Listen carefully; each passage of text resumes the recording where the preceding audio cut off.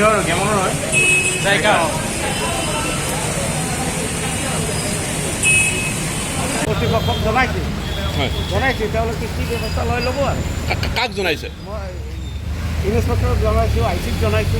আপোনালোকৰো কাম নহয় হয় না? আমালোকৰ কাম নহয় এইটো, যিহেতু ৰাস্তাৰ কাম জাইকাই কৰিছে। সিহঁতক ফোন মাৰি আছোঁ, চুইচ অফ, কোনোবাই ফোন উঠোৱা নাই।